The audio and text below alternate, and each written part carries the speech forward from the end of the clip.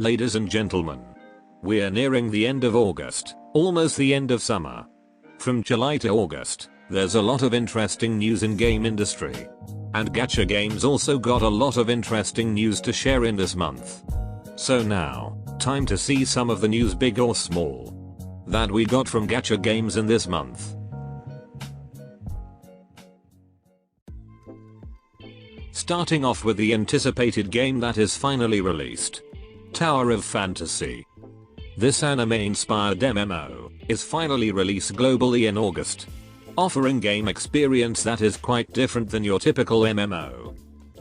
With immersive open world map that you can freely explore, customize your own character, friendly gacha rate, and an engaging combat mechanic to fight both monsters and other players.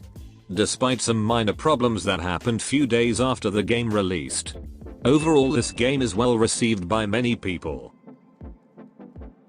Personally, it's a breath of fresh air for MMO game that I've ever played. Nowadays I'm trying to avoid MMO type game because it can be a hell of a grind. But luckily Tower of Fantasy is less grindy. The grind ordeal is just like typical gacha games, if I must say. But at least you don't randomly kill 300 goblins just to move to the next quest. The combat is fun for PvE or PvP, and the game is trying to balance the PvP for a more fair play, which is nice. Well, we talk more about it later. Besides all of that, the game already announced the 2.0 version of the game, and it will bring a whole new region, campaign, characters and weapons. Moving on, we got some news about Aether Gazer and its global release. Aether Gazer officials just announced a sign up for the game closed beta test. I believe there's not yet any CBT date, but they have released a new game trailer and lots of in-game information. Of course no release date, but hope it won't take long and no issue when it get release. Next up, Alchemy Stars. This August Alchemy Stars brings all sorts of events and new characters. The most interesting thing is the new limited Colleen altar, now with fire element. And also, a run banner for a limited character Queen Bethlehem. Oh boy, and it's shortly after Persona collaboration. They don't have a pity for our wallet. And then on the 25th of August, Alchemy Stars got a new event. With 2 new characters, along with other content from skins to Cloud Garden update. Moving on, let's see what Arknights have in August. In global server, the long-awaited character Golden Glow is finally released. After she had been teased in the CN server first anniversary livestream. She's finally here after more than 2 years. While for CN server of Arknights, things are even more crazier over there. They released a summer event featuring a new limited and altered character for Garviel, along with Posiamka as the other 6-star rarity. Also, a new game mode called Trials for Navigator is released. It's some kind of boss rush mode that sure is interesting to challenge the brain. Also, currently CC10 is live in CN. Besides that, there's an announcement about upcoming main story and side story, Integrated Strategies 3, and a new collaboration event.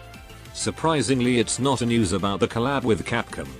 The collaboration is with a Chinese animation and webtoon series, I believe. That is most likely will bring new operator, skin and new stage. As for Azur Lane, this month is the 4th anniversary for this ship girl game, bringing all sorts of content from new event, new ships and skins. Next one is Blue Archive. The game released new event along with New Year outfit. Or I guess you can call it an alternate version for these 3 characters. The second half of main story Eden Treaty is also released. I must say, for a game that looks silly and cute, the main story is surprisingly captivating. Besides that, upcoming event and limited character Wakamo are also announced. Moving on, we finally got a news about Astris after almost a year. A strategy RPG developed by Hypergriff, the same developer behind Arknights.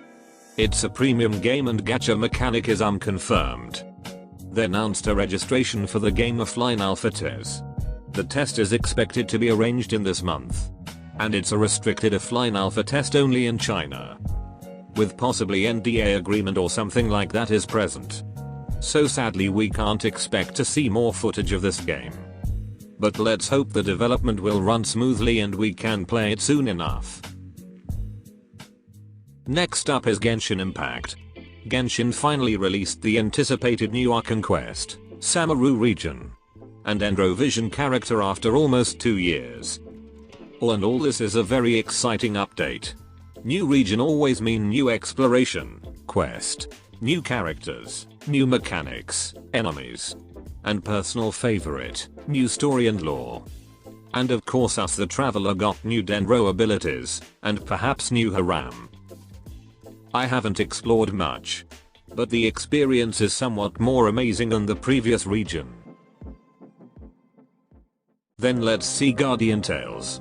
After celebrating 2nd anniversary with releasing the anticipated Mad Panda trio, and giving a lot of freebies, they released a super costume for Camille, a harvest god that somehow owns Amazon, and turning him into a loli with it. If you don't know him, this is him without the costume. They also added a new literal farming update. After that, they scheduled a maintenance for the next event and character. But because of the recent heavy rain and flood in Korea, the development team must delay the maintenance. But thank God shortly the dev continues the game update, and recently released a new character Miss Crom. Speaking of game development, Honkai Star Rail is present in Gamescom 2022.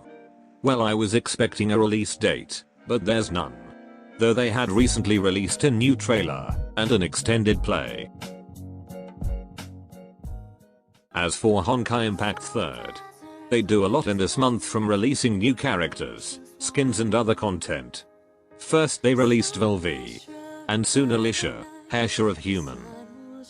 But the biggest thing happening this month for Honkai Impact is the online concert on August 27th.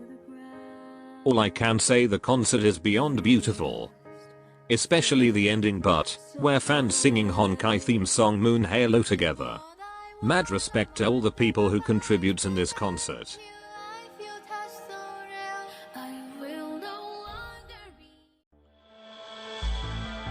Next up, Punishing Grey Raven. After the success of delivering an awesome collaboration with Nier Automata, PGR released a new event called Deco Aria in August, featuring new Transcendent Selena and a Healer 1 Sheesh. Although it's not really a big event, but the story and vibe gives me all the chill. Lastly, we got Zenless Zone Zero. Another of Hoyover's upcoming game had done a beta test in early August. Sadly I didn't manage to play the beta. But seeing the gameplay videos, overall it looks pretty solid. And the game art style and vibe is something that I really like. There's not yet any release date, but let's hope the development will run smoothly. Well, that's it for August news. Looks like a pretty awesome month for games. So let me know what you think, or mention other cool gacha game events in this month. And make sure to hit that like and subscribe button. That should be all. Peace is always an option. Adios.